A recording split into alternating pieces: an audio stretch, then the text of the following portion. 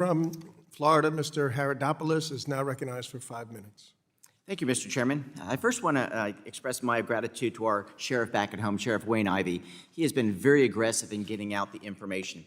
As I think everyone in the room knows, this is all about prevention, because the odds of catching these characters are very, very low. And it's great to see law enforcement leaders like my sheriff, Sheriff Ivey, getting out there, using social media for a positive and making sure that people recognize these scams, as each of you are talking about, so that we don't even have these problems to deal with in the first place. As people are aware, I think they're making smarter decisions.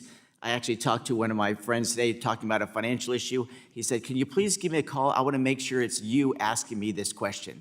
I think that's a lot of the things that we're going through in this real life world. So I really applaud the locals getting into that.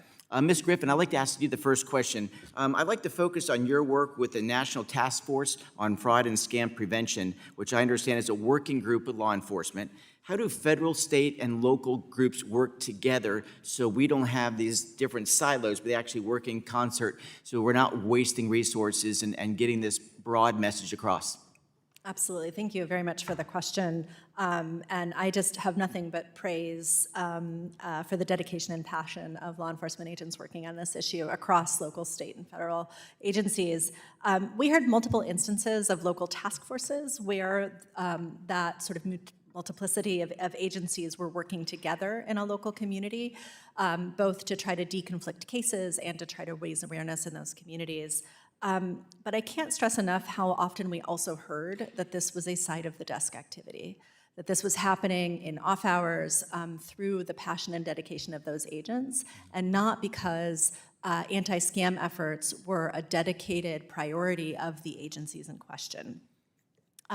We also heard that there's a greater need for more training of local law enforcement agents on how to work with scam victims.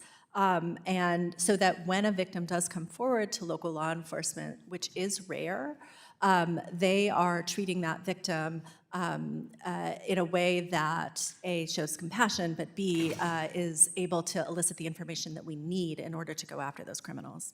Well, thank you. And I'll build in the question in a second. And I know recently I spoke to my other sheriff down in Erie County, Sheriff Flowers.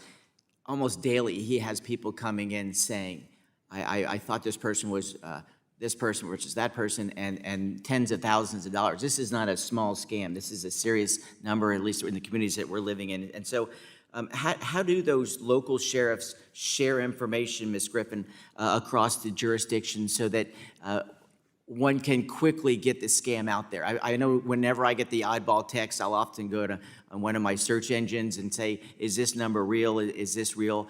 And it's hard to say. How do we make sure that once we see a small activity, maybe others can chime in on this as well, that we quickly get the information so we stop that scam and its tracks of people are alert enough to say, is this real or not? Yeah, no, it's a great question. And there are multiple resources available for consumers, but the fact that there are multiple resources available for consumers then makes it also sort of a noisy environment, and where do consumers turn to is a real question I think that we need to solve for.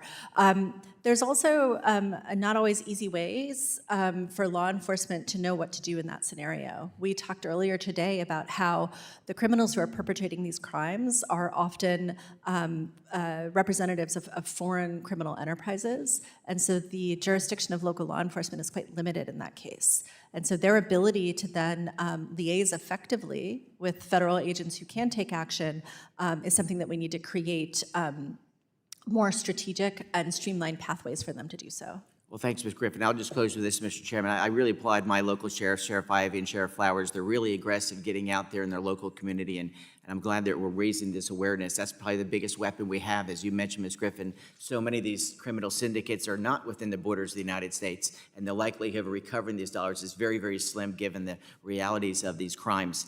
I know some folks have talked about the CFPB getting involved in this issue.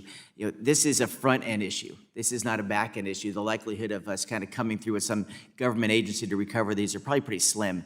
But I hope that we can use the coordinated efforts for the future, so that when one scam happens, we can use the power of the internet in positive ways so that people realize if you see this number, beware. These are just the challenges of the day. It's frustrating. We have so many great innovations coming with social media, but these are clearly one of the attractions from it. So with that, Mr. Chairman, thank you for highlighting this issue. It's a huge issue, unfortunately, in our district, and the fact that you're bringing this to people's attention will probably save a lot of folks a lot of money. Thank you.